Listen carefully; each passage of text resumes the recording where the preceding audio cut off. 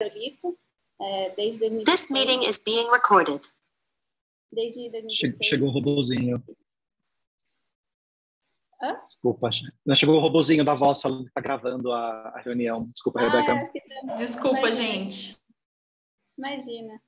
E atualmente eu sou também embaixadora do Friends of Tomorrow de São Paulo, pela Aerolito. E é isso, eu sempre estou antenada na bolha aí que compreende a galera de futurismo e tal. Então eu sempre estou acompanhando as calls da Envision e sou amiga de algumas pessoas não amiga, mas conhecida de algumas pessoas da Envision, e, enfim, estou sempre por aí. E é isso, obrigada. Muito legal, muito obrigado. Eu posso ir agora? Oi, gente, tudo bem? Eu sou a Sara, eu sou publicitária, eu trabalho na Soco. Eu também cheguei no evento através de e-mails do State. Eu me interesso por estudos de futuro. Eu comecei a estudar isso esse ano, para falar a verdade. Eu acompanho uma influenciadora chamada Clara Fagundes, que ela fala sobre isso, ela está fazendo um doutorado sobre futurologia e tudo mais. Então, acho que pode ser pertinente essa experiência para os meus estudos. Acho que pode agregar a área da comunicação, assim, prever futuros possíveis, né, e ajudar a construir futuros desejáveis.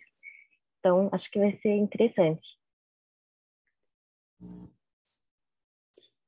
Olá, gente. Desculpa a câmera fechada, estou com a internet bem instável, mas eu sou o Edu Oliveira, eu moro no interior atualmente, mas trabalho em home office na capital.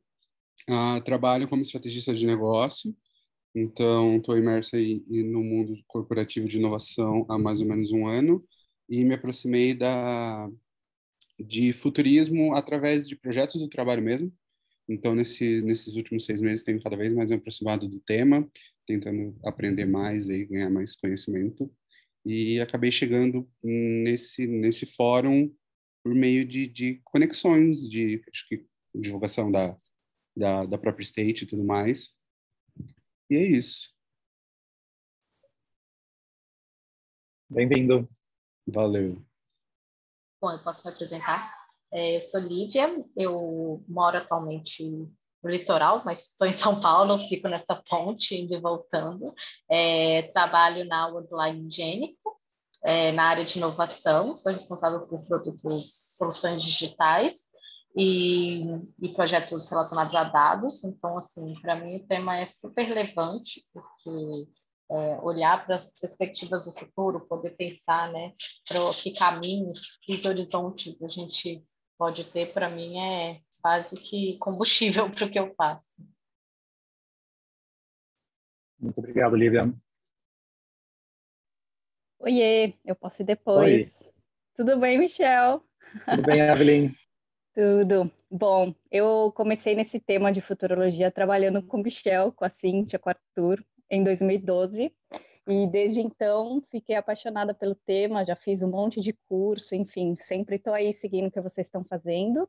E, na verdade, eu estou tentando colocar o meu amigo também na reunião, para ele, na sessão, para ele ver, porque eu sempre estou falando desse tema. Eu estou aqui em Barcelona, trabalho com UX Design, e tenho super interesse nesse tema, acho super interessante, e, bom, vai ser legal introduzir isso para ele também. Só que ele não pode se apresentar agora, mas ele está aqui também, vai ver com a gente. Bem-vinda, Evelyn. Obrigado por estar aqui. Obrigada. Alguém mais gostaria de se apresentar? Eu posso ir lá. Eu cheguei atrasado, e então eu vou me apresentar de acordo com as apresentações que eu acabei de ver.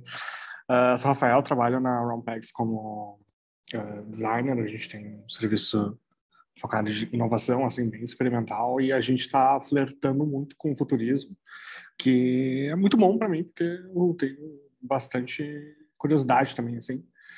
Então, quando eu vi esse evento, eu pensei, massa. Eu conheço a Envision também, tive uma aula com a Chiara, eu acho que foi em 2018, um curso de tendência da Float.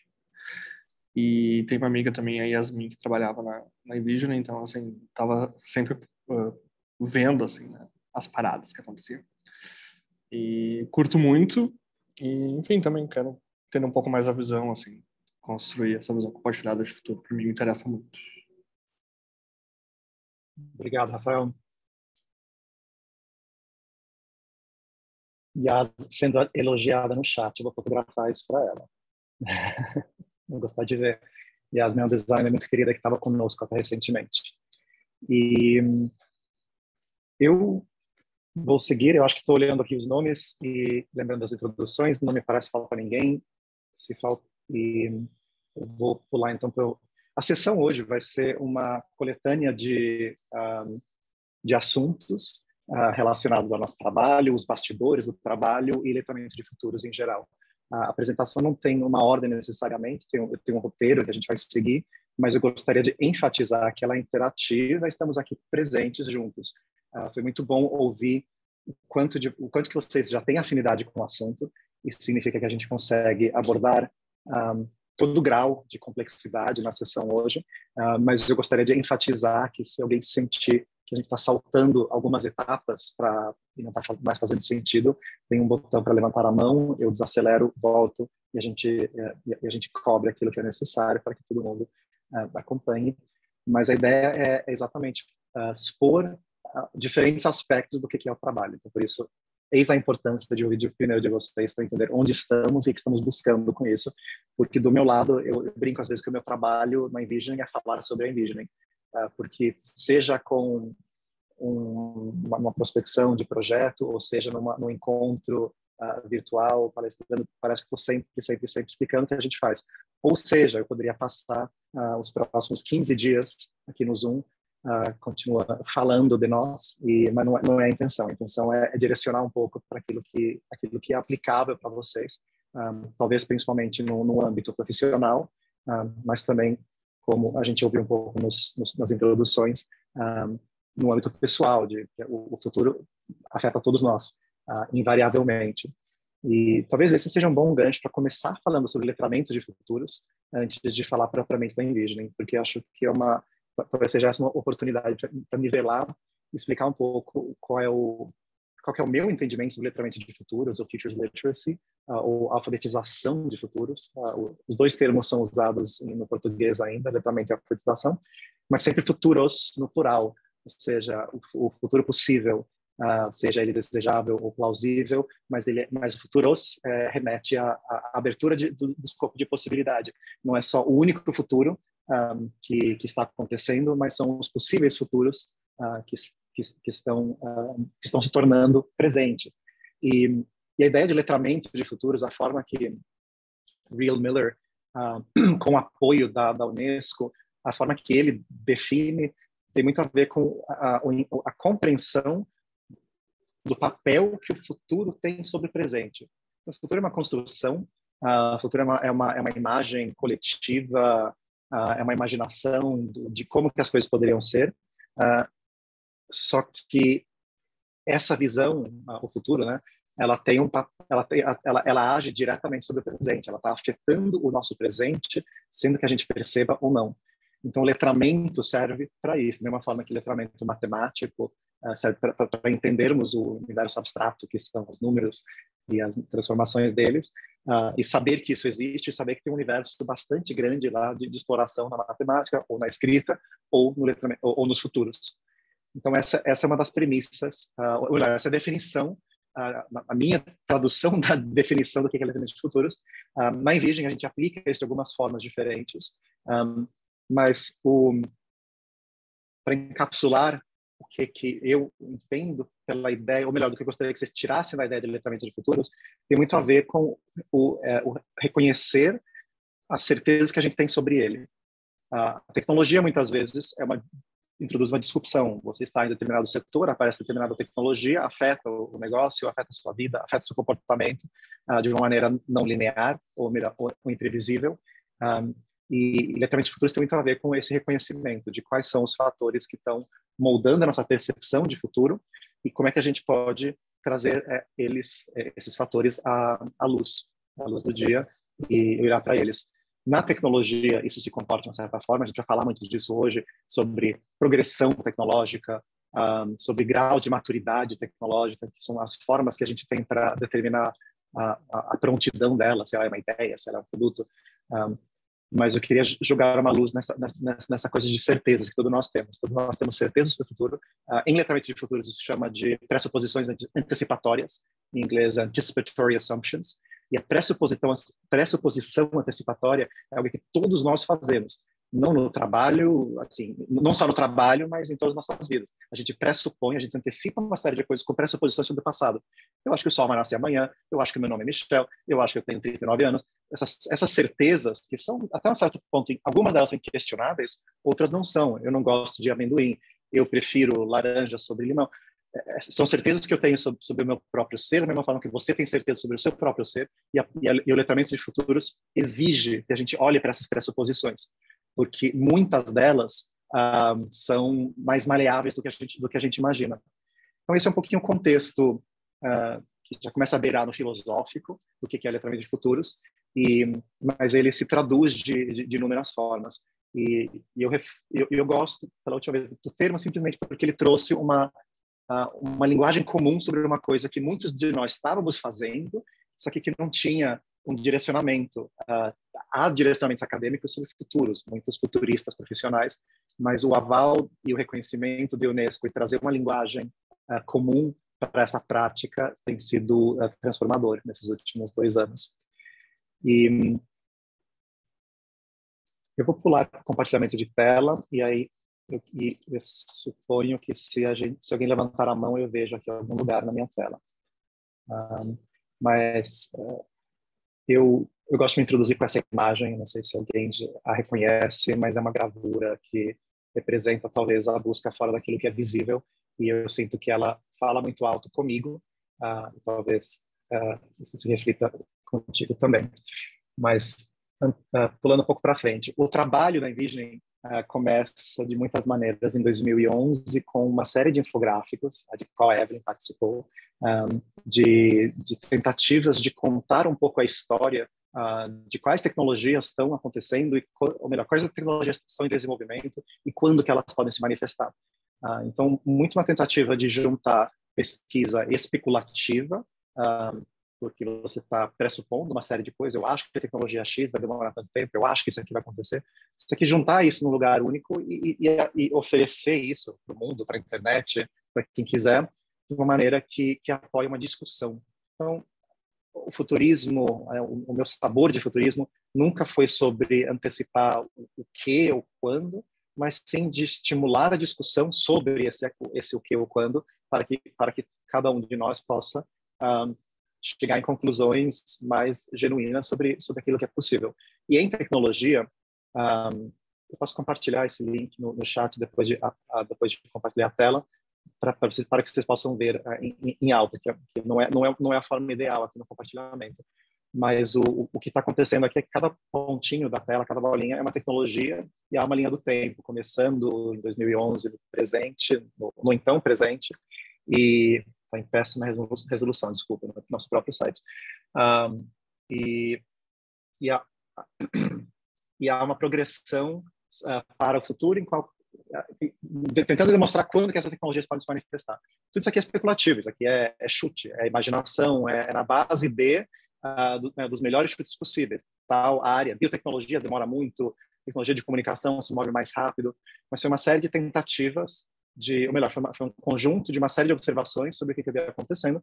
Isso aqui, de muitas formas, recebeu tração na internet, pessoas se interessaram exatamente por esse tipo de forma de contar a história.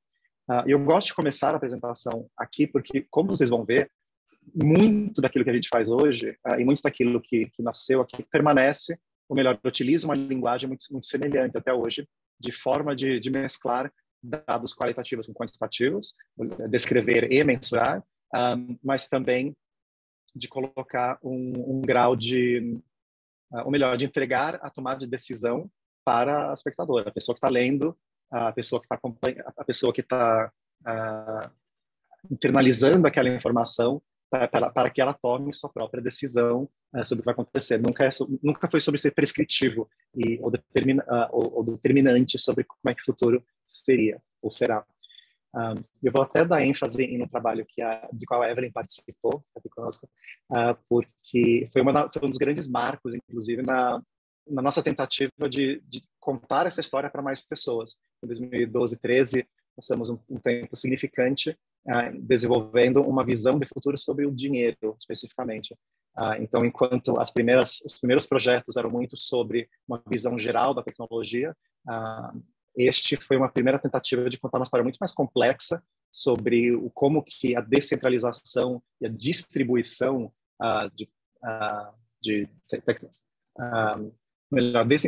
como é que a tecnologia facilitaria uma distribuição e uma descentralização dos poderes econômicos.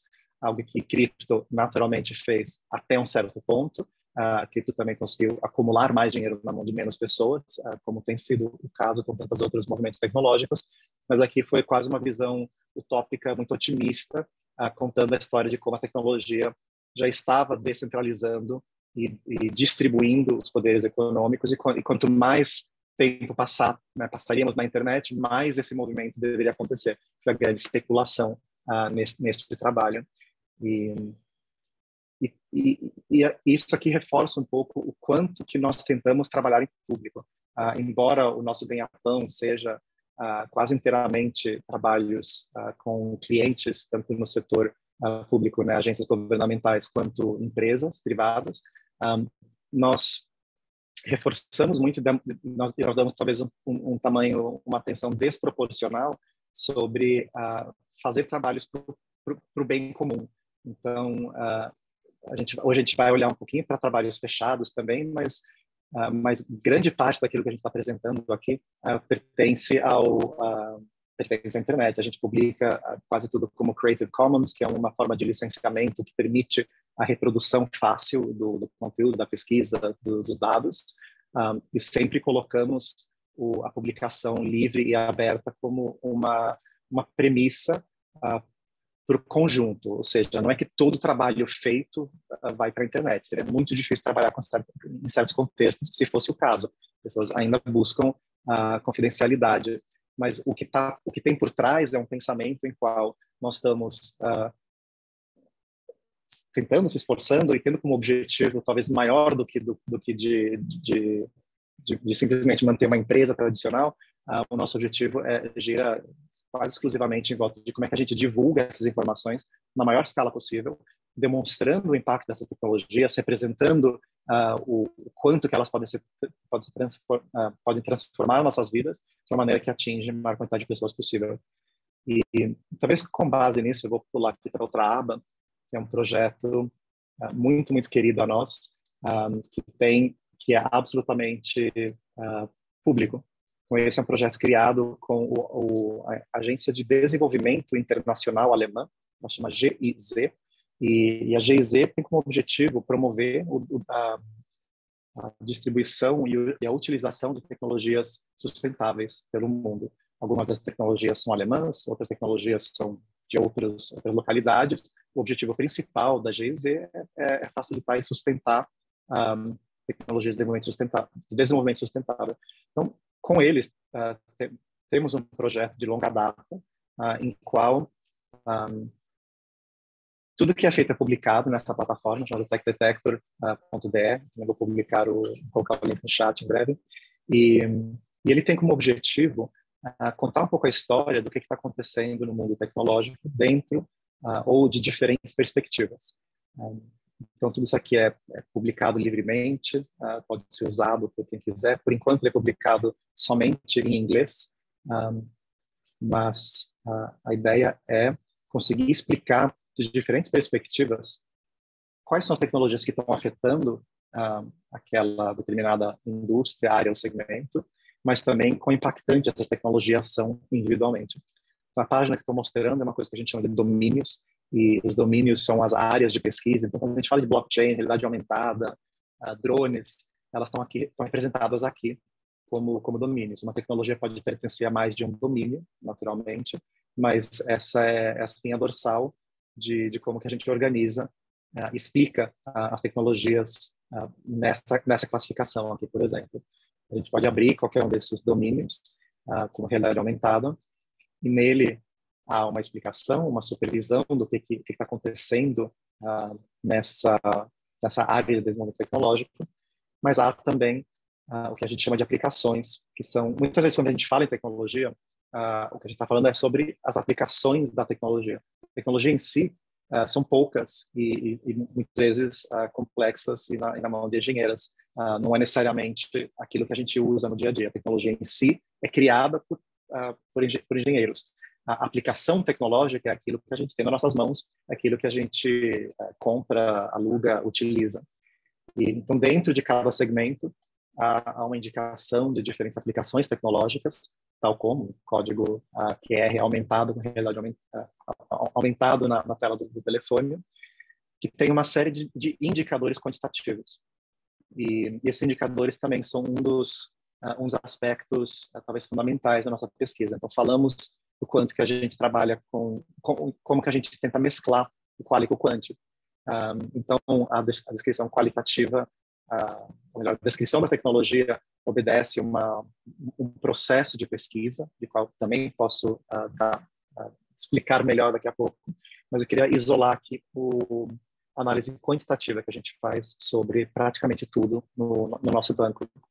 Neste caso, do Tech Detector, como a ênfase é entender o impacto que as tecnologias têm sobre o desenvolvimento sustentável, a gente criou uma série de métricas que foram aplicadas em conjunto, mas prioritariamente por pessoas do lado do cliente, parceiros da GIZ, da agência, que avaliaram em uma série de oficinas de treinamento, avaliaram essas tecnologias em cima dos eixos que a gente determinou como principais ou mais importantes para desenvolver esse olhar quantitativo sobre elas. Então, qual o impacto que a tecnologia teria em desenvolvimento sustentável, se é positivo, negativo, e aí os subindicadores são econômicos, ecológicos, sociais, e aí um exercício muito parecido sobre o impacto que a tecnologia pode ou não ter sobre igualdade de gênero.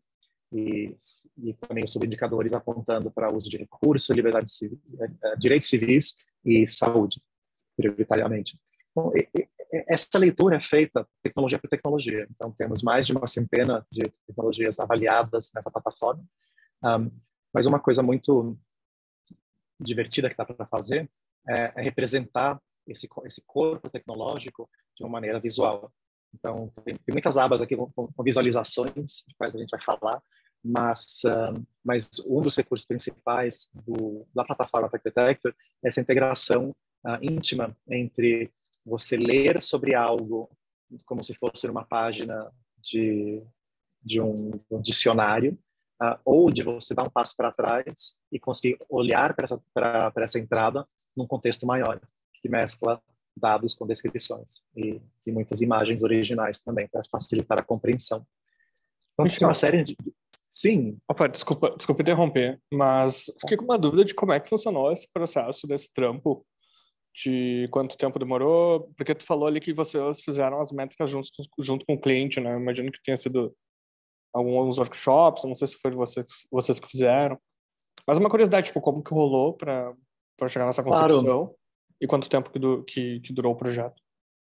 Claro, a gente começou a relação com a GIZ há aproximadamente 3 anos e houve uma série de projetos progressivos, crescentes, para chegar na maturidade de construir a plataforma. Então, os primeiros projetos eram também radares de visualização, de pesquisa, primeiramente fazer uma primeira varredura sobre tecnologias em volta de desenvolvimento sustentável, que depois foi maturando e se transformando em entregáveis mais complexos, principalmente com os indicadores quantitativos aqui. Como você bem apontou, é uma das partes mais complexas de coletar, principalmente se você quiser ter dados representativos, ou seja, uma grande amostragem. A aplicação disso foi feita em oficinas mesmo. Nós temos uma interface de coleta de dados que foi utilizada também, mas foi coletada em oficina porque, no final das contas, a parte mais importante dessa coleta não é a interface é a parte fácil. Isso tem muitas ferramentas que facilitam isso. A parte difícil é você ter a atenção qualificada da pessoa que está lá na oficina contigo, para que ela não só internalize uma coisa que é muito complexa. Eu não sei descrever o que é um equilíbrio computacional geral, que está aqui na plataforma. Então, já começa com isso. Então, a pessoa tem que internalizar e avaliar o que significa isso, conseguir contextualizar isso em sua área de atuação, para então poder fazer uma avaliação. Então, acaba sendo um trabalho, apesar de quant, ele é um quant soft, ele é um quant em cima de opiniões. Mas para que a opinião seja válida, precisa ter muita aproximação da pessoa com a tecnologia. Então, exige muito das pessoas que organizam a oficina de conhecer as tecnologias, saber descrevê-las, tirar dúvidas um pouco além daquilo que está na tela, e também da pessoa do outro lado de conseguir internalizar, ter um tempo de assimilar essas informações antes de fazer, porque senão poderia ser um chute. Respondi sua pergunta? Respondeu sim, obrigado. Então, mas foram uns 2 anos para montar essa parte do 1 ano e meio, entre concepção e publicação. Legal. Algo que eu não falei ainda, mas que é o nosso principal indicador quantitativo, né? A principal forma que a gente usa para representar tecnologia tem a ver com sua prontidão. E a prontidão tecnológica tem algumas formas de ser mensurada. O que nós temos utilizado mais, em inglês tem uma sigla que é TRL, que significa grau de prontidão tecnológico, Technology Readiness Level. O TRL, o grau de prontidão, é como se fosse uma régua entre a imaginação e a realidade. Ela começa na nota 1 e vai até a nota 9, e na nota 1 ela representa algo que faz sentido dentro das leis da física, mais nada. É uma ideia, é uma imaginação, é alguma coisa de nossa cabeça, que tem que caber dentro das leis da física. Então, se você não conseguir validar que isso seria possível, você não consegue nem o TRL1. Mas a partir do TRL1, as coisas teoricamente são viáveis. E conforme os números vão subindo, vai aumentando o grau de realismo das tecnologias. Vou trocar de radar aqui brevemente. Vou trocar de tela, porque vou mostrar este que tem uma representação melhor das notas baixas, inclusive, porque assim a gente consegue explicar a escadinha inteira. Então, este é um trabalho, eu troquei aqui de aba, e eu vou mostrar um trabalho feito com a Câmara de Comércio da Áustria, que tem 550 mil membros de todas as indústrias imagináveis, um trabalho público, tem 550 mil membros que juntos gostariam de entender ou melhor, quais tecnologias que seriam viáveis ou estariam no horizonte em todas as indústrias que afetam os clientes deles. E aqui fica um pouco mais fácil representar, porque tem tecnologias que começam realmente na imaginação. Então, o TRL1, um grau de prontidão 1, significa que a pesquisa inicial foi validada. Ou seja, vai funcionar, ou melhor, tem como funcionar porque está dentro das leis da física. Um TRL2, subindo um pouco, caçando os pontinhos, seria um conceito tecnológico, ou seja, a pesquisa foi validada e a correlação entre o que foi demonstrado em laboratório e o que pode ser feito na realidade. TRL3 significa que uma prova de conceito foi validada, o 4 significa que foi testada em ambiente de laboratório, e assim por diante, até chegar em 8 e 9, que são tecnologias prontas para implementação e tecnologias que estão inteiramente operacionais. Os rótulos mudam um pouco, não há um padrão único de como fazer essas definições, ao aplicar essa avaliação, sempre há uma pequena divergência entre os avaliadores, ou seja, não é a precisão se dá muito mais da interpretação de como que esse dado vai ser usado do que de ser uma medida científica, falando que esse objeto tem exatamente 2,74 centímetros. Aqui é muito mais uma interpretação que diz respeito principalmente sobre quão pronta essa tecnologia está para ser usada por outras tecnologias, que é uma das características da tecnologia. Toda tecnologia é uma combinação de outras tecnologias. E a gente consegue fazer uma análise que pega qualquer tecnologia de ponta, interpretando as origens dela até chegar na roda e no fogo. Porque a partir de lá, tudo que nós temos foi, de certa forma, construído. E Eu sei que estou cobrindo talvez assuntos de uma forma meio não linear, então, por favor, faça suas interjeições e perguntas se alguma coisa não estiver fazendo sentido. Mas o que diz respeito a essa leitura quantitativa, ela está sempre no cerne, no coração do nosso entregável. E a gente enfatiza muito isso por causa da necessidade de separar a realidade de hype. A tecnologia tem como característica quase fundamental essa... Estou tentando traduzir o hype, mas nada me ocorre. Mas a ideia de tecnologias serem prometidas como terem altíssimo potencial, porém não entregam necessariamente isso na realidade. E, de muitas maneiras, foi por isso que a GZ nos buscou para desenvolver essa plataforma e o trabalho em conjunto. Eles, como tantos outros, olham para as grandes promessas que existem em tecnologia. O drone vai resolver todo o nosso problema de logística. A realidade aumentada vai resolver todos os nossos problemas de informação, de conhecimento. É muito fácil fazer grandes promessas, né? Carro autônomo vai eliminar acidentes no trânsito, e assim por diante. Então, esse tipo de promessa que a forma que eu enxergo hype, as promessas falsas, vapor, é muito prevalecente em tecnologia, porque há muitas vezes agendas por trás. Há empresas muito interessadas em você investir em certas tecnologias, porque acreditam, né, assim, que elas geram negócio e criam mercado. E o que nós sempre tentamos fazer é trazer um olhar quantitativo como base. Então, quando estamos falando de tecnologia, quão pronta ela está, quão impactante ela será, quem está trabalhando nela, em que países, em que regiões, com o que ela está relacionada. Então, a gente tenta trazer o pezinho para o chão de novo, para conseguir contar histórias um pouco mais imaginativas.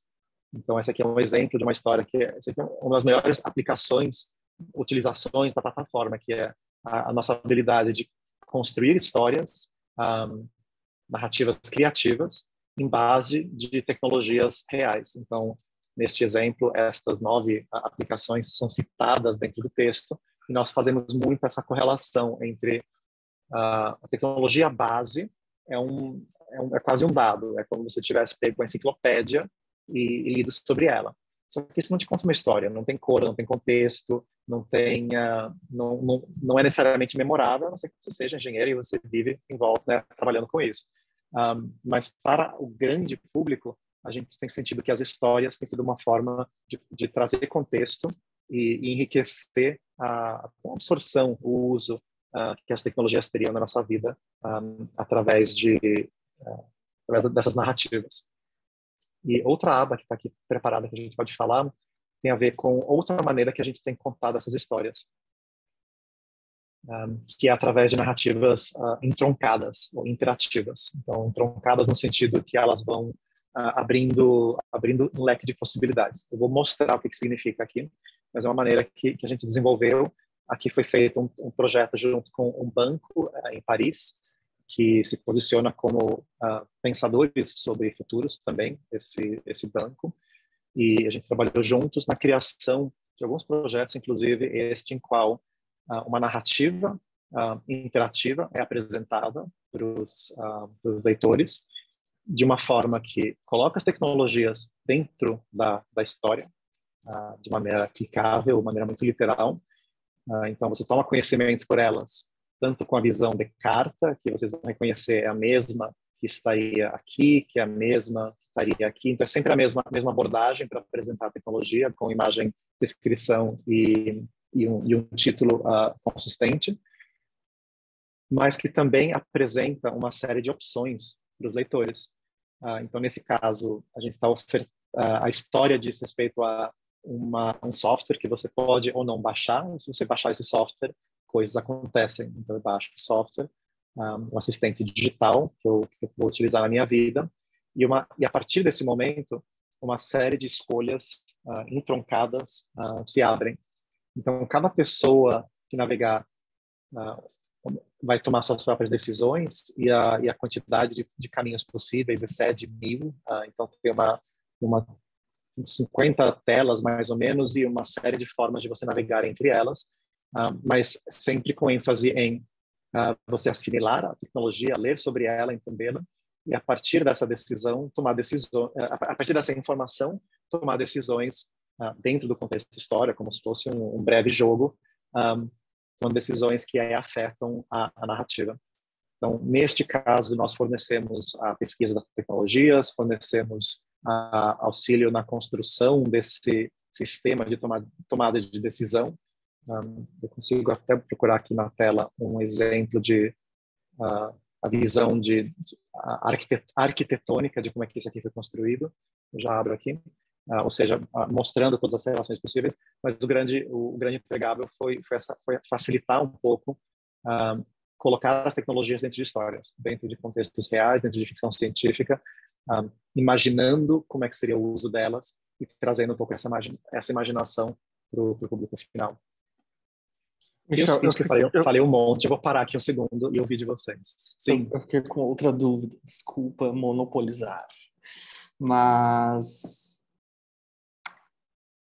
assim, quando a gente projeta futuros, para mim, na verdade, as histórias parecem que são a maior entrega de valor de vocês, cenários.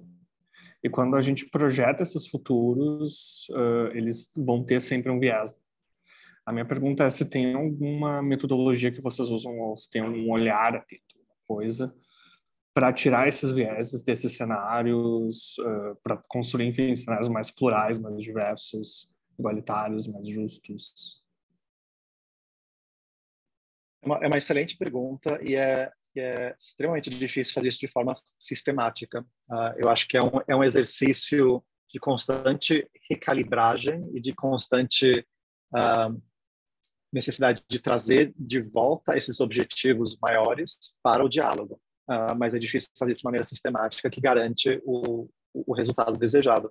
Eu acho que na filosofia de letramento de futuros existe esse exercício que é de você, né, de um olhar um pouco mais desenvolvido sobre não só o impacto que as escolhas de hoje terão sobre o futuro, mas também de entender, de você se forçar a olhar melhor para o que acontece se você não mudar esses hábitos. Acho que essa é a grande, essa é uma sacada do letramento, porque se continuarmos como as coisas estão, a gente sabe que os problemas vão permanecer. Eles provavelmente vão se tornar ainda piores. Uma coisa que o letramento nos convida a fazer é olhar para essas consequências de forma organizada, aí sim de forma sistemática. Nós não temos uma abordagem particular nesse espaço. A gente busca melhores práticas e buscamos nos informar sobre aquilo que está funcionando e tentamos ser sensíveis para conseguir olhar com clareza sobre aquilo que não está funcionando, principalmente, e o que exige mudança. Para mim, tô falando assim, parece que para a criação desse futuro mais plural, diverso, justo, tem uma consciência sobre o presente também, né? Eu acho que é aí que me bate um pouco, porque, enfim, é um assunto muito delicado, né? Tipo, a própria discussão de privilégio, né? Acho que acaba moldando os cenários que a gente quer projetar também. Assim, a importância de trazer isso à tona, tipo, para o diálogo é inquestionável. Eu acho que a tecnologia tem uma responsabilidade muito grande, que os donos da tecnologia não compartilham necessariamente essa responsabilidade. Mas a tecnologia em si é responsável por, eu não vou dizer por tudo que nos acontece, mas, de grosso modo, tudo aquilo que nos afeta é intermediado por tecnologias. Seja uma invasão, ou seja, que acontece de um momento para o outro, ou seja, um processo democrático que não é democrático e que está favorecendo certos tipos de candidaturas diante a outras. Todas essas são consequências de decisões tecnológicas que foram tomadas muitas vezes por pessoas, né, nossos antepassados, ou pessoas que não estão mais aqui, mas que deixaram um legado tecnológico, querendo ou não, e com o qual nós temos que conviver. E entender o impacto deles é fundamental, mas também é difícil. E acho que o que nós estamos tentando fazer é jogar mais uma luz sobre essas questões. Não sei se está chegando perto de responder a sua colocação. Eu acho que agora vai virar uma conversa de bar, né? Mas é que eu acho que a gente não avançou. Tipo, quanto mais eu estudo sobre o futuro, mais eu tô vendo isso, que a gente não pauta muito isso hoje. Tipo, no caso a gente tem, pelo menos o que eu conheço, né? Tipo, abordagens como afrofuturismo ali, Amazon futurismo também, né? Que tentam colocar justamente, eu acho que o mínimo, né? Que é a própria existência das pessoas pretas e Amazônia em cenários futuros já é meio que talvez uma metodologia de projeção de cenários que talvez seja mais justa, mas, enfim, eu fico meio... Eu me questiono mais quando a gente chega nesse ambiente corporativo, sabe? Que é basicamente caras brancos, ricos. Então, enfim, mas acho que vai virar uma conversa de bar, tá? Mas eu acho que isso foi super válido, a tua colocação. Uma coisa que a tecnologia faz e que nós seres humanos temos muito hábito também em fazer é tomar decisões por outros. E eu acho que algo que a gente tenta trazer à tona é olhar para o impacto que essas decisões têm. E, assim, longe de conseguir ter algum tipo de conseguir afetar mudanças positivas só nós estamos tentando estar do lado certo dessa mudança coletiva de consciência que está acontecendo. Uma hora ou outra, as coisas terão de mudar. Mas eu concordo que foi um pouquinho na direção de conversa de bar, e eu adoraria ouvir de pessoas que talvez trabalham ou atuam, mais do que trabalham, que atuam nesse espaço, seja por interesse pessoal, seja como pesquisadores. O que vocês sentem, talvez, de desafio nesse espaço? Porque eu sinto que eu consegui dar um panorama geral e, como eu disse, poder ficar até a semana que vem dizendo mais, mas para direcionar um pouco e para vocês sentirem que vocês têm utilidade, queria ouvir um pouquinho dos desafios que vocês talvez enfrentam em sua prática, seja no trabalho ou seja pessoalmente, já que tantos de nós somos praticantes, pelo que eu entendi nas introduções. Vejo uma mão de Marcelo.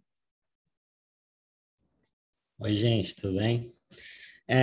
Falando nessa parte de desafios, um desafio que eu vejo muito grande quando a gente começa a falar de estudos de futuros e tudo mais, e tá pegando um pouco das partes de Futures Literacy, é que eu vejo a maior parte dos futuros construídos indo justamente na linha do que o Ryan Miller traz, né, do Anticipation for the Future. Porque quando a gente pega uma tecnologia e extrapola ela para o futuro, a gente está partindo do presente e indo para o futuro. E eu vejo poucas práticas onde a gente faz lá o Anticipation for Emergence, que a gente vai lá no futuro sem esse objetivo do como vai ser e depois volta para o presente para entender o que emerge, né? Eu queria saber se vocês têm alguma prática, algum exemplo de que vocês fizeram esse movimento contrário. Não de pegar uma tecnologia e extrapolar ela para o futuro, mas de fazer esse movimento de imaginar um futuro sem esse objetivo. Eu, particularmente, vejo pouco isso acontecendo. E talvez seja o grande desafio que eu tenho encontrado aí quando se fala de Futures Literacy. Eu acho uma colocação importantíssima, e parte do nosso desafio é isolar e fazer bem poucas coisas. Então, aplicar esse tipo de pensamento é algo que a gente convida e reforça a importância de fazer, porém, fazer isso em nós mesmos é uma coisa que a gente não tem conseguido fazer de forma sistemática. O que a gente tenta nos concentrar mais na empresa acaba sendo aquilo que é replicável e aquilo que consegue, como dizer, fazer aquilo que mais ninguém está fazendo num âmbito, num escopo determinado. O meu principal aprendizado como empreendedor nesses últimos 11 anos tem sido fazer menos. Uma coisa que eu demorei muito tempo para perceber é que se você fizer mais, você acaba fazendo muito menos do que você gostaria e você não faz direito. Se você reduz o escopo à ponta da agulha e foca nisso, você consegue ser eficaz. Então, eu ouço a sua colocação e falo, nossa, que vontade de conseguir buscar uma forma institucional, escalonável, sistemática de fortalecer ou favorecer esse tipo de pensamento.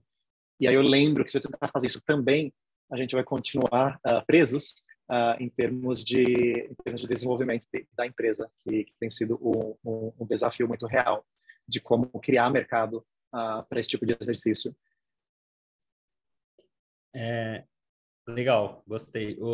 Mas vocês conhecem alguém que está fazendo esse outro exercício? Porque meu desafio é achar alguém que está fazendo. Eu tento fazer um pouco por conta, mas, assim, as grandes empresas que eu pelo menos conheço trabalham com estudos de futuros e tudo mais, eu não tenho visto essa prática. O que eu vi foi, basicamente, exercícios da própria Unesco de tentar usar esse outro lado, né? Mas eu, particularmente... Eu apontaria exatamente para os laboratórios da Unesco, que tem sido talvez o principal espaço de atuação, mas eu talvez como com o chapéu de empreendedor falaria, essa é uma oportunidade de você virar consultor. E promover esse tipo de pensamento, porque se você nota que há uma discrepância entre aquilo que está sendo atuado no mercado e aquilo que você acha que poderiam ser melhores práticas, eu acho que isso é um convite para tentar preencher esse espaço você mesmo, se é que esse desafio te atrai. Porque uma coisa que eu tenho aprendido, pelo menos fazendo isso esses anos todos, é que ninguém vai te parar, a não ser sua própria inércia, e as 24 horas do dia, no sentido de... Mas isso também é traiçoeiro, né? Já que ninguém te para. Ninguém vai te falar também que é uma má ideia. Essa é outra coisa que demorei muito tempo para entender, que não, todo mundo fala, vai, força. Mas questionar aquilo que deve ser feito ou não é uma pergunta muito mais difícil e que não nos ocorre necessariamente. Beleza, obrigado.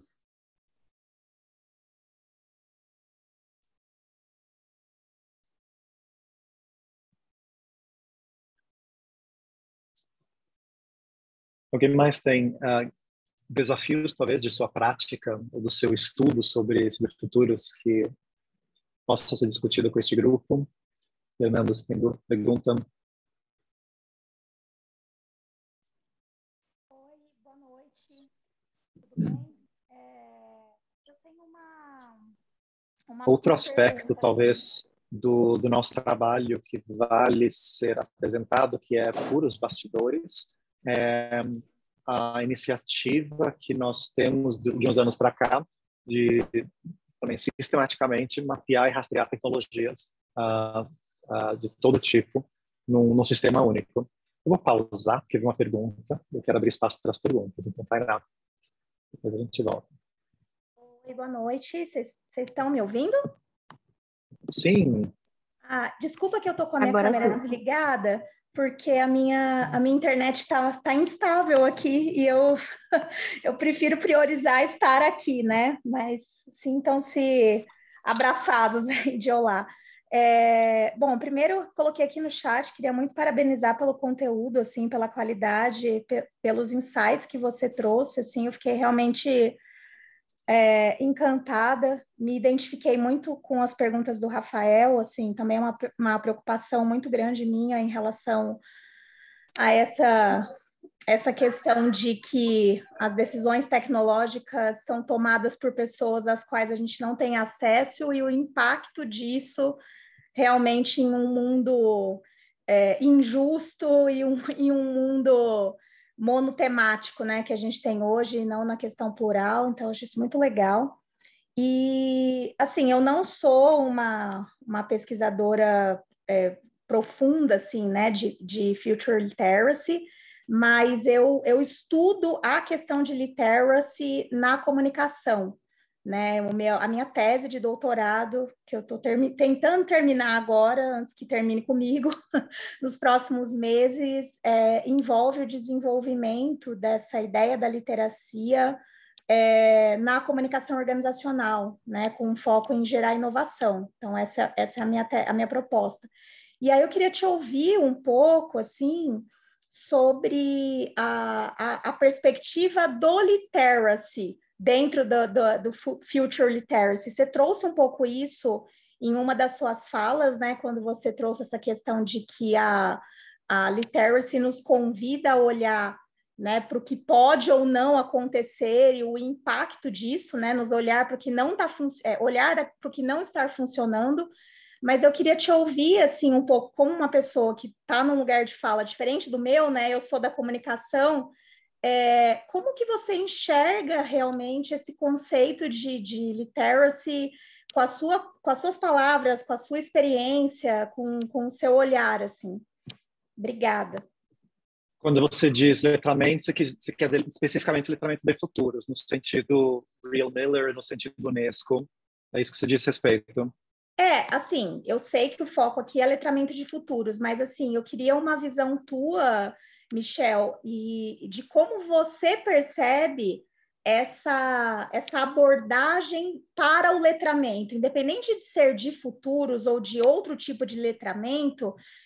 Assim, nas minhas pesquisas, como eu estou usando essa questão da literacy também em outro foco, né? Não é de futuros, mas é para literacy na comunicação, eu percebo que ainda existe assim uma certa mística, uma certa confusão quando a gente traduz esse conceito original de literacy, né, do inglês aqui para o português, para essa questão do letramento. Eu acho, assim, eu tenho percebido que ainda existem alguns pontos, muitas vezes, que as pessoas ficam muito num superficial e não, às vezes não abrangem o que tem a ver realmente essa perspectiva do letramento. Então, por isso que eu queria te ouvir sobre isso.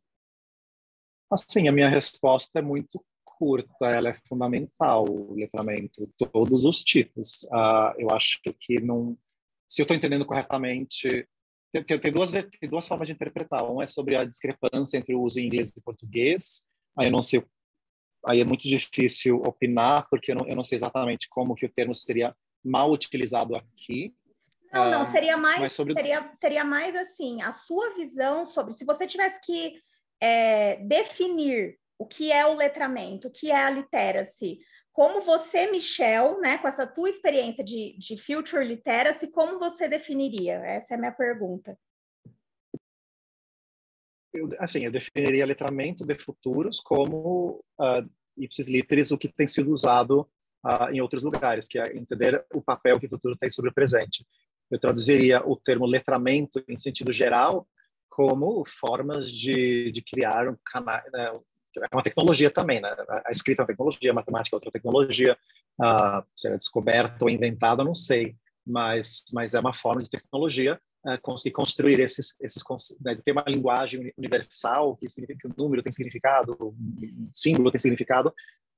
Isso, por um lado, isso é fundamental e é uma tecnologia. Mas se eu entendi corretamente a pergunta, eu diria que é uma questão inquestionável. Eu acho que todo mundo deve... É mais que um direito, é uma obrigação dos estados promoverem, facilitarem, criar as condições para que haja o máximo de letramento possível. E você respondeu a sua pergunta?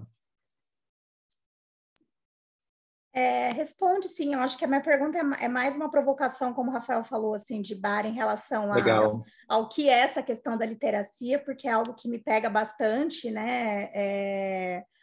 Porque eu tenho a sensação que a gente acaba, quando se cria uma expressão como, por exemplo, future literacy, ou então, no meu caso, né, que trabalho com media literacy e com communication literacy, eu tenho a sensação que a gente foca muito mais no nicho, o futuro, a comunicação, a mídia, do que efetivamente no conceito do que é você buscar a literacia, entende? Assim, o que eu acho que essa que é a minha angústia, né? Não é algo que tem resposta, né? Que tem uma resposta única, mas eu quis mais assim trazer uma angústia que eu tenho vivido na minha tese e que eu percebi que nessa parte de literacia de futuro talvez também exista, né? A tendência de focar mais no assunto do que efetivamente no processo,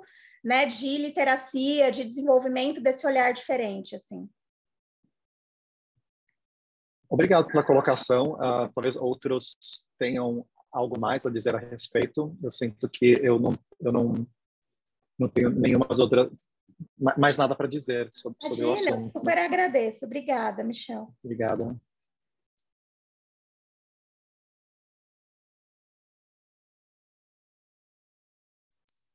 Eu queria mostrar mais uns bastidores aqui, talvez, aproveitando que estamos num grupo tão íntimo e curioso, que é uma das grandes apostas também nossas enquanto empresa foi antecipar a canibalização da pesquisa.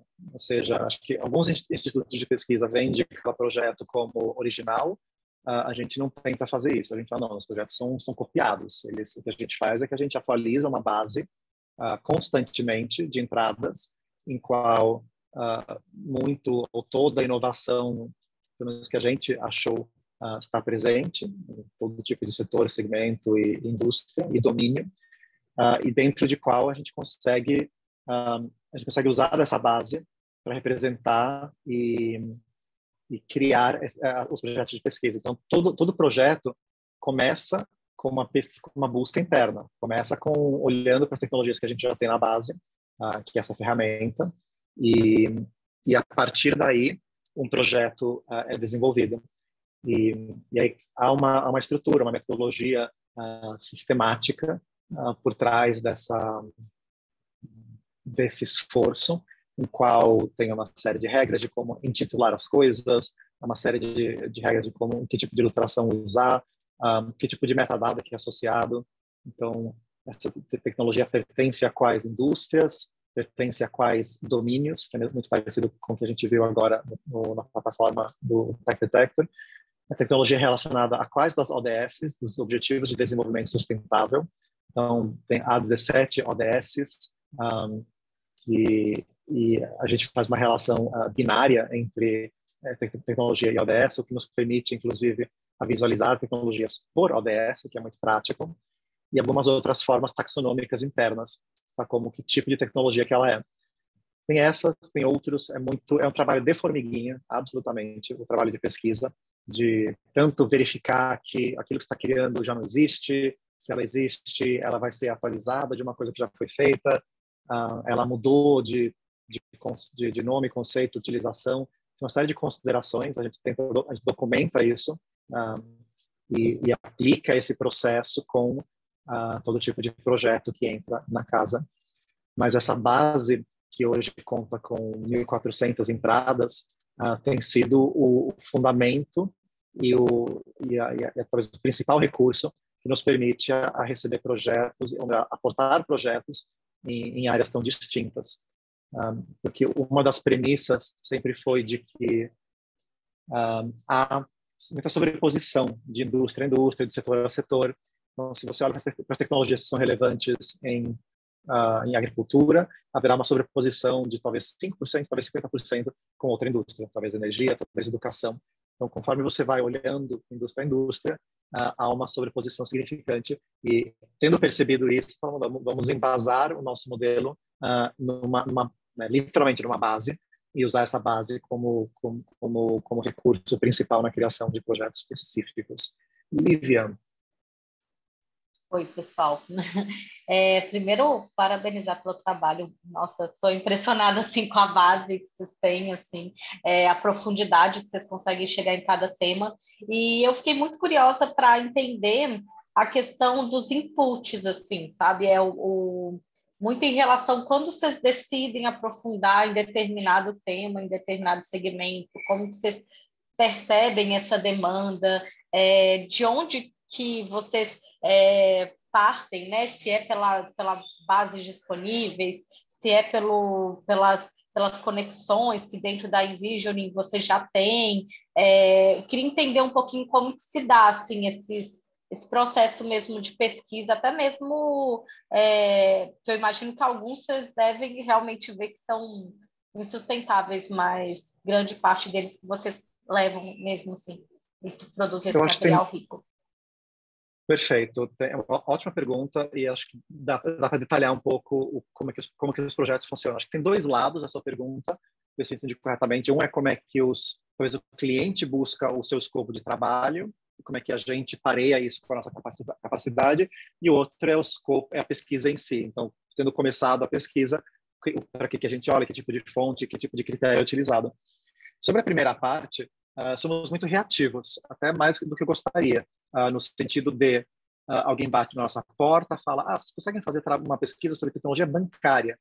A gente avalia isso rapidamente, consegue ou não consegue. Conseguindo, há um processo relativamente padronizado hoje em dia, em qual a gente recebe essas demandas. Então, é um briefing com uma série de perguntas-chave que determinam não só as áreas que estão sendo abordadas na pesquisa, mas também para quem vai ser utilizado, em que contexto, em que momento, de que forma, tem muito a ver com a utilização do outro lado.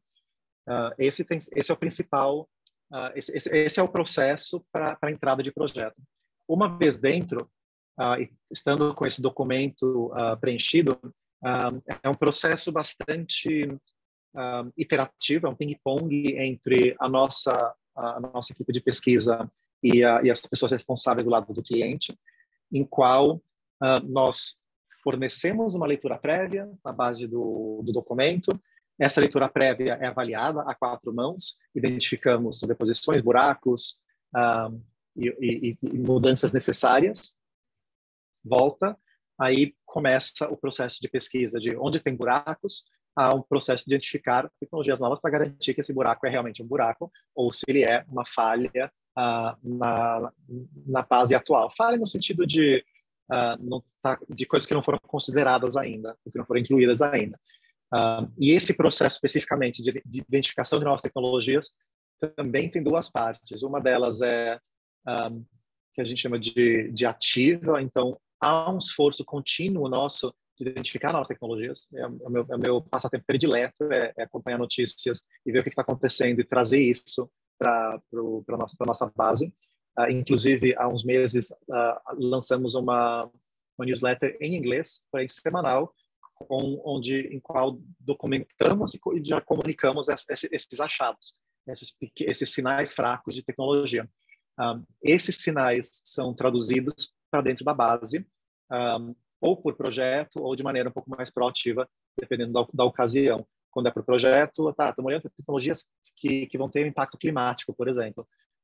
Aí a gente sabe desse desafio, passa uns meses observando, acompanhando, aí quando de fato começa, há um processo, aí passa olhando tanto para a base atual, como a gente mostrou agora há pouco, quanto aí sim, descoberta de coisas novas. E esse processo também é super específico, mas aí passa por tem umas 20 fontes de quais a gente tira talvez 80% das descobertas, porque eles são bons agregadores de tecnologia emergente. E aí o nosso processo tem muito a ver com traduzir a linguagem, a forma e a realização dessas fontes externas para uma linguagem unificada nossa, de tal forma que a base seja homogênea. Porque algumas revistas escrevem de um jeito, patente escreve de outro, às vezes a gente descobre uma tecnologia no Kickstarter, assim, tem alguma coisa de ponta que não foi utilizada em outro lugar, vai ter uma linguagem de marketing lá. É raro, mas acontece. Então, as fontes variam bastante e o processo tem muito a ver com essa normatização, de achar essa linguagem comum.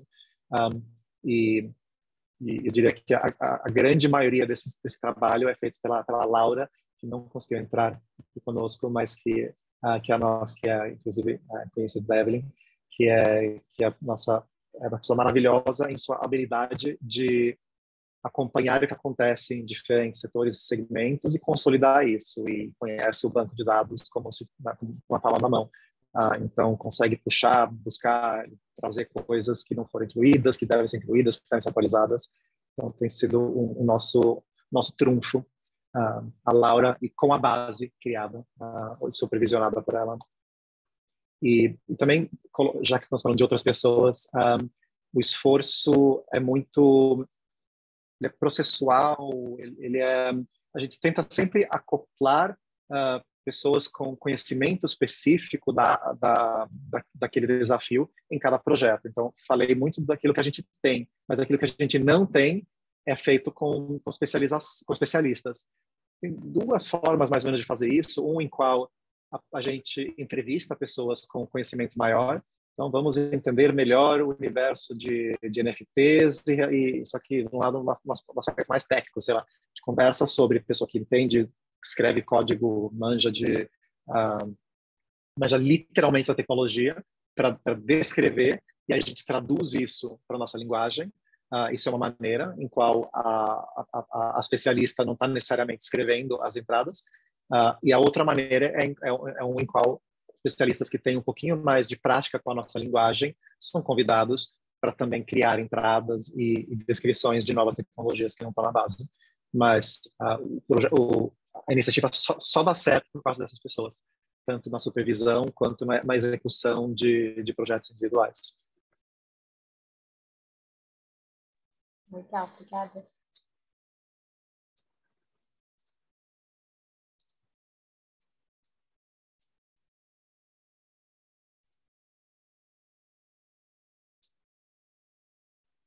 Oiê, pode falar?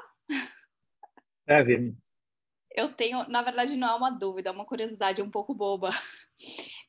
Queria saber, eu adoro pensar sobre isso, falar sobre isso, enfim. É uma coisa bem boba, na verdade.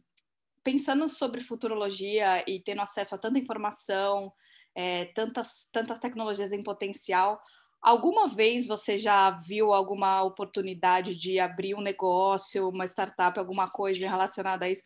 Porque eu sempre acho que para as pessoas, para os pensadores, para as pessoas que gostam dessa parte mais social, com uma pegadinha também mais ideológica, sempre falta o chip do negócio, né? Como monetizar aquela história, porque, por exemplo, você estava falando aí bem, passou aí residency, esse tema todo, eu sempre falo morando fora, enfim, quantos negócios e quantas coisas podem existir no futuro em torno desse tema, porque a quantidade de pessoas que estão indo morar fora, enfim. A pergunta é, basicamente, você já viu algum potencial para abrir uma empresa, não que você já tem, mas assim, de fazer um negócio, uma startup, alguma coisa que você falasse, putz, isso poderia ser um negócio? Eu acho que o meu principal aprendizado de ter tentado ou de estar empreendendo esse tempo todo é de não recomendar a mais ninguém empreender, porque é tão desgastante emocionalmente querer levantar um treco desse do chão e alguns de nós aqui presentes sabem do que a gente está falando, no sentido de você está tirando alguma coisa da gravidade, essa gravidade está sempre te puxando para baixo. E tudo que acontece vai te puxar para baixo.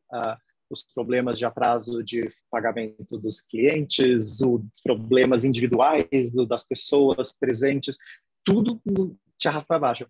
E talvez você como empreendedor, falando por mim, a única experiência que eu tenho é essa. E tendo trabalhado muito perto de outro empreendedor numa fase muito semelhante, eu trabalhei no Trendwatching, que alguns podem conhecer, num contexto muito parecido. Eu fui terceiro funcionário, me mudei para lá depois de fazer faculdade aqui, passei 7 anos com eles. Eu estava muito próximo da criação de uma empresa. Eu olhava para ele e falava, nossa, acho que dá para fazer igual. Só que a gente não falava o suficiente sobre emoções, porque o tanto quanto você internaliza os baixos, principalmente, o alto é fácil, é super legal quando as coisas dão certo, mas assim, a maioria não é isso. A maioria Então, esse é o pretexto, assim, de por que eu nem sei se recomendo mais empreender, porque exige uma barreira muito grossa internamente, assim, de separar o emocional pessoal do coletivo. É muito difícil, é corrosivo se você não tomar cuidado. Mas para responder também outro lado da pergunta sobre as tecnologias específicas, sim, super. Como eu sempre olhei muito para a tecnologia e sempre li sobre coisas de ponta, sempre fui atraído por isso, sempre veio assim, bem no pacote. Isso. Nunca tive que me esforçar para achar essas informações. É onde eu passo o tempo. Então, naturalmente, né, trocando ideia com amigos, viu tal coisa, vê que a gente não faz uma coisa parecida aqui. Isso acontecia muito. Mas acontecia muito, assim, acontecia muito a observação, mas nunca traduzia isso em nada. Em nenhum momento pegava uma dessas tecnologias e falava, nossa, é essa que eu vou apostar. Então, por isso que a Envisioning virou o agregador disso tudo. Porque eu acho que eu tenho muito mais satisfação, talvez, em olhar o 360, o contexto todo, e não ter obrigação de manjar particularmente de biotecnologia ou tecnologia de energia renovável, mas sim de ter essa visão de satélite, não, isso aqui é tudo que está acontecendo, isso aqui como se relaciona, e aí tentar levantar um negócio nas costas desse tipo de interesse. até porque criar em cima de uma tecnologia específica é muito, muito, muito desafiador. A gente ainda fez uma consultoria que não tem como errar, de certa forma, assim, porque no pior dos casos não tem fábrica, não tem escritório, tem pouquíssimo custo fixo, então é muito fácil encolher, aumentar. Agora, tenta lançar uma caixa de som. Vai para a China e fala com os fornecedores, assim, qualquer tecnologia que você vai criar, de fato, mesmo software, assim, que não tem isso, a gravidade é mais pesada ainda, eu acho. Você já entendeu o negócio de ter ideias, buscar e fazer esse levantamento como um negócio em si, né? Mas nunca ninguém chegou em você falando, quero ter um negócio, me fala aí o que é a próxima... Enfim, tem essas pessoas, assim, esse perfil de... Tem, eu acho que invariavelmente acaba, né? Já que você está olhando para tudo, o que você acha mais interessante e tal? E a resposta é tão chato que eu vou falar, mas não é sobre a tecnologia em si. É chato no sentido porque não tem um truque para isso dar certo. A tecnologia em si é coisa mais cotidiana, é coisa mais previsível, talvez. Assim, se você já é uma empresa estabelecida, você tem uma tecnologia de ponta, de fato, que você criou em casa, mas quantas empresas têm isso? Quantas startups têm isso? Nenhuma startup tem isso. Startup consegue ser ágil, consegue ser rápida, consegue, né, pivotear para achar tração no mercado. Essa é a vantagem de ser pequeno, mas você dificilmente vai ter uma coisa que mais ninguém tem. Tecnologias não são criadas em vácuo, a tecnologia que surge em Israel também pode surgir no Peru, os incentivos não são os mesmos no mundo inteiro, naturalmente, mas nada te impede, a universidade técnica de qualquer grande capital do mundo, investir em uma tecnologia ou outra, ou seja, não tem barreira em termos da originalidade das tecnologias. Tanto é que nosso modelo funciona, no sentido de a gente consegue falar sobre todas elas que são públicas, porque não tem nada confidencial aí. O que é confidencial, de fato, claro, a gente não fica sabendo, mas não é o que está acontecendo, mas é o que está acontecendo muitas vezes em empresas grandes. Então, tudo isso para dizer que a execução de uma tecnologia, de fato, de, né, lançar uma coisa que nunca foi criada antes, eu diria que é até mais difícil do que fazer uma consultoria, porque são muitos mais fatores, muito, muito, muito mais. Claro. Então, eu não me atrevo.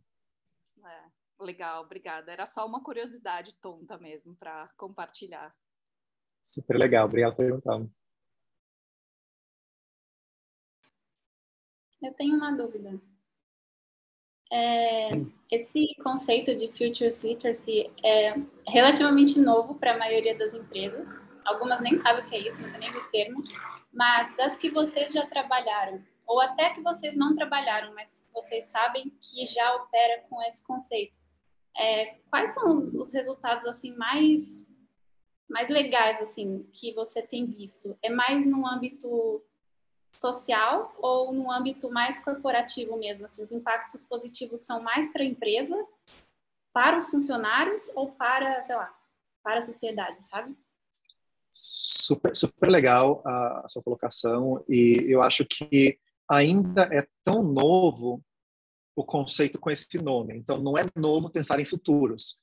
A Shell fazia isso de uma certa forma nos anos 70, Singapura faz isso a nível nacional há 60 anos. Tem muitas iniciativas muito bem documentadas de pensamento de futuros. Eu acho que o letramento de futuros, como movimento um pouco mais recente, ainda não tem resultados concretos. O que eu sinto assim, nada que vem em mente, talvez alguém lembre de alguma coisa que tenha visto, mas eu vou falar um pouco da experiência que tem sido, que é muito mais no individual do que no coletivo. Então, empresas têm fluxos e ciclos de inovação, tem ciclos de pensar nos próximos 5, 10 anos.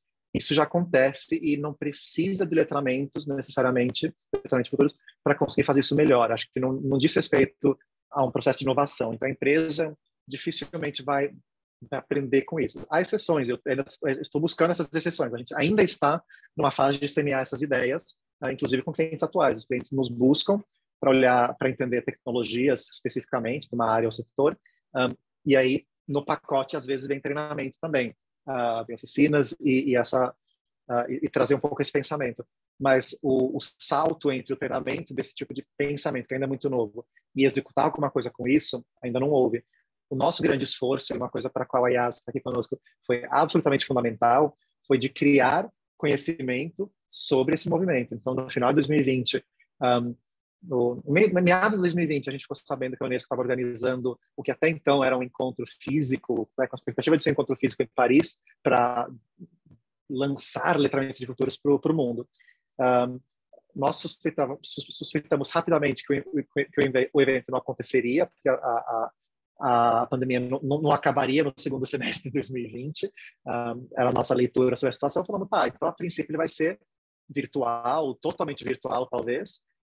Vamos colocar nosso peso por trás disso e fazer uma coisa direito que promove formas de pensar sobre futuros, porque a gente já vinha fazendo isso há muito tempo, nossos amigos, conhecidos e praticantes próximos já fazem isso, e a vasta maioria deles coube embaixo do guarda-chuva de letramento de futuros, porque eram aplicações daquele tipo de premissa, aproveitando que não há um livro que define exatamente como fazer, mas sim um conjunto de pessoas que estão estudando e tentando praticar. Esse encontro, essa summit, em qual nós apresentamos aproximadamente 30 sessões distintas em inglês, português e espanhol para milhares de pessoas que participaram e que tomaram conhecimento desse pensamento, foi uma forma extremamente proativa, extremamente desgastante,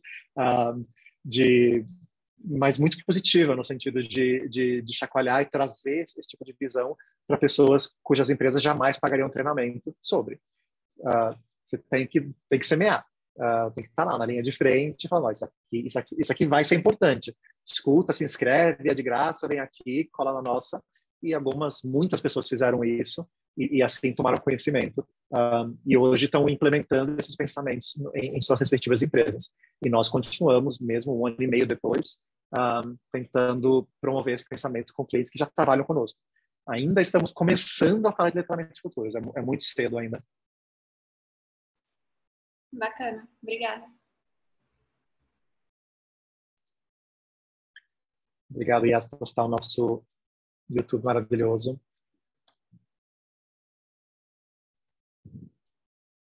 Olá. Ana está levantando a mão? E sim.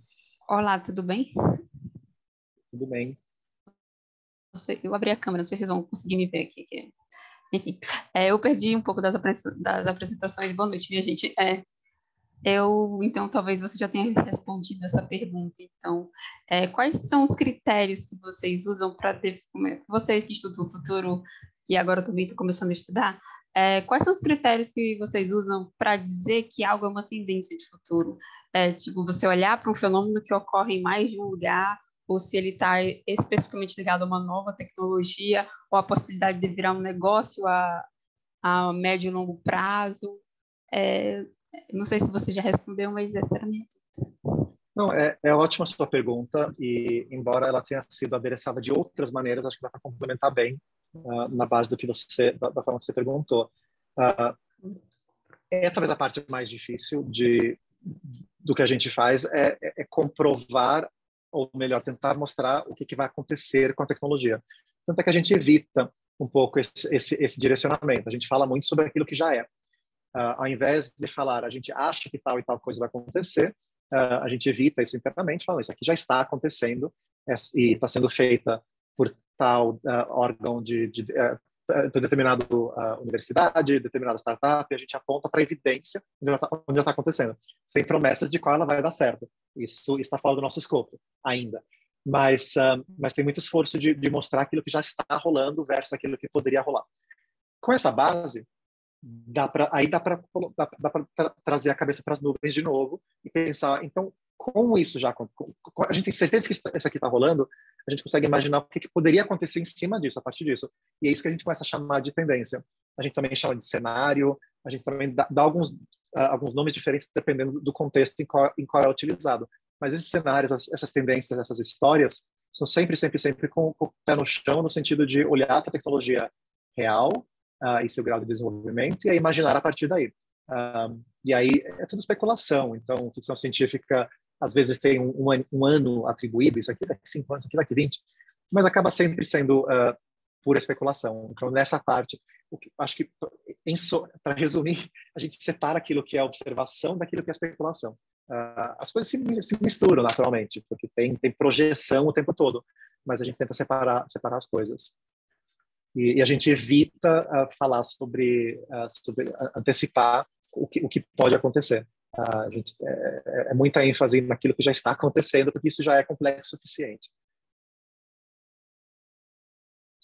Uma coisa que a gente está começando a criar os recursos para conseguir fazer é uma história que o que dá para projetar, talvez, é o dado de grau de maturidade. Então, mais cedo a gente falou um pouquinho sobre as diferentes maneiras que tem de avaliar o grau de prontidão de uma tecnologia.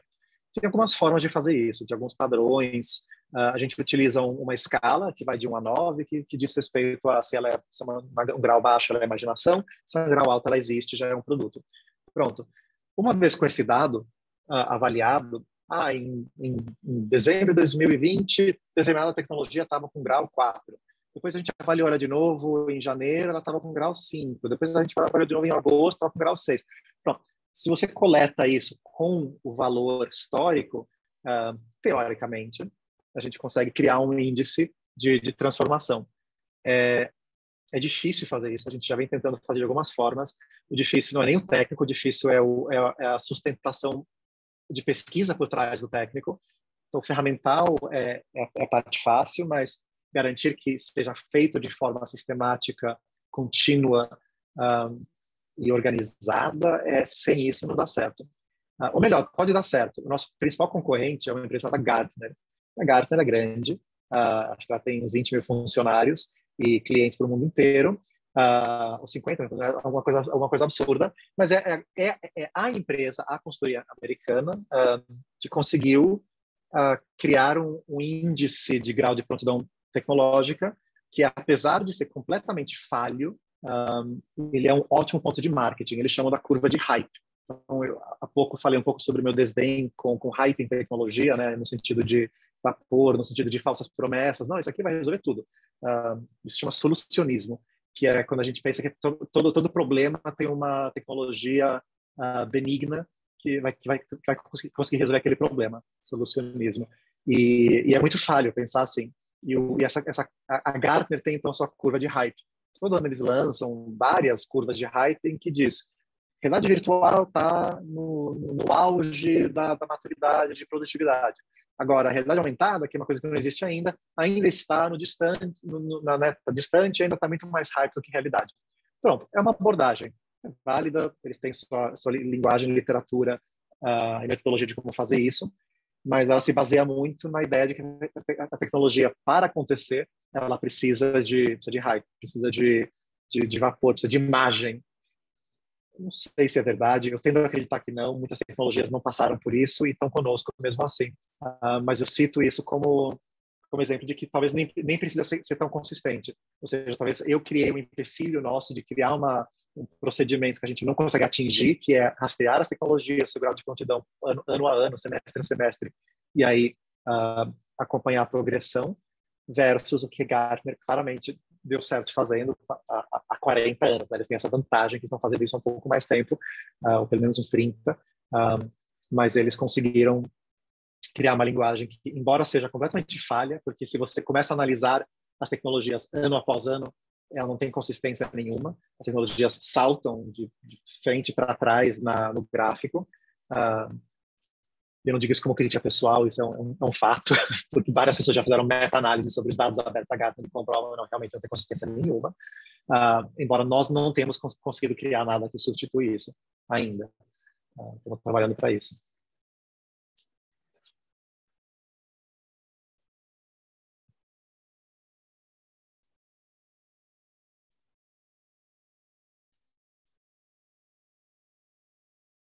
Eu estou consciente de que a gente chegou no tempo, já ultrapassamos o tempo e muitos de vocês estão aqui ainda. Eu queria super agradecer esse interesse, essa vontade, esse esforço numa quinta-feira pré-carnaval, de dar atenção e tanto carinho para um assunto que é tão complexo, que é difícil de aplicar, ele nunca chega, né? Está sempre alguns passos à frente, esse tal do futuro. Então, eu queria profundamente agradecer a presença de vocês, mas também comemorar o fato de que a gente está investindo nossa energia nisso. A gente poderia estar fazendo literalmente qualquer outra coisa. Estamos aqui pensando, fazendo perguntas difíceis, sem respostas fáceis, e para mim isso significa o mundo. Assim, eu faço o que eu faço por causa disso, por causa desse momento aqui juntos. Então, agradeço assim, do meu coração, e a sabe, isso aqui significa o mundo para mim, e eu queria agradecer demais assim a presença de vocês, todo mundo que ficou aqui, e Lê, muito obrigado por ter incentivado o encontro e ter buscado costurando formas dele acontecer, porque os últimos meses a gente veio tentando abordagens diferentes, e finalmente rolou, e foi maravilhoso. E estou muito feliz de vocês terem passado esse tempo aqui junto. Obrigado, Evelyn, também. Obrigado a todo mundo. Lê, últimas palavras. Michel, eu que agradeço, eu gostei muito, assim, o próximo tem que ser presencial, a gente pode combinar alguma coisa presencial lá no stage, e no mais, gente, muito obrigada pelo engajamento, assim, foi muito legal, e a maior parte das perguntas eram perguntas que estavam aqui, mas eu estava, não, deixa a galera participar, então, obrigado por terem perguntado, enfim, e obrigada por estarem aqui. No mais, agora, em breve eu vou enviar para vocês